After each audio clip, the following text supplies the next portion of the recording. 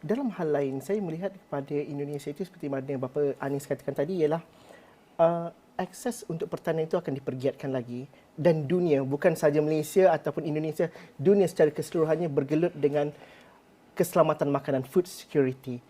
Kita masih lagi berbincang cukup tak cukup beras kita. Kalau di Indonesia, saya pergi bulan lepas juga mereka bercerita pada harga yang sama. Begitu juga dengan kita di Malaysia. Kalau itu dapat dihasilkan, bagaimana Indonesia mampu menjadi jawapan kepada rantau ini sekiranya food security itu menjadi satu agenda utama, bukan saja untuk negara itu, tapi secara kolektif, secara menyeluruhnya. Ya, jadi kita harus memperhatikan persoalan pangan ini. Karena ini tentu seperti dibilang sama Bang Zul tadi, ini adalah persoalan dunia. Nah, yang menjadi tantangan adalah micromanagement tentang food security, tentang sektor pangan. Itu sering belum dikelola dengan baik. Apa micromanagement itu? Satu, soal irigasi. As simple as that. Kita sedang merasakan ini, musim kemarau yang luar biasa panjang. Dan ketika sistem irigasi itu tidak disiapkan dengan baik, itu masalah. Yang kedua, tentang fertilizer, tentang pupuk. Ketersediaan pupuk dan harga yang terjangkau dari pupuk.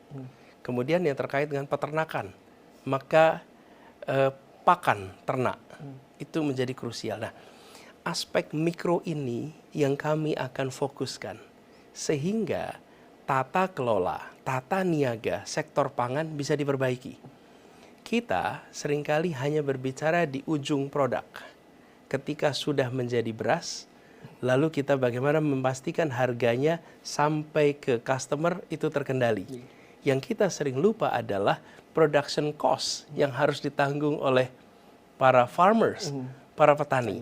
Negara harus hadir untuk membantu agar ongkos produksi atau production cost itu bisa terjangkau. Jadi kemarin saya sampaikan, apa KPI untuk keberhasilan di sektor pertanian, perkebunan, peternakan? Petani bisa menabung. Ketika petani bisa menabung, itu artinya your revenue Akan di atas your cost. Tapi kalau kita tidak punya KPI itu, maka kita akan terus-menerus berada dalam situasi di mana para petani situasinya sulit. Nah, kami di Indonesia memiliki potensi yang luar biasa. Lahan pertanian yang luas, jumlah petani yang banyak, dan lahannya subur. Lahannya subur. Jadi, kita harus perbaiki aspek mikro. Dengan begitu, insya Allah kita akan bisa mensuplai kebutuhan pangan bagi domestik.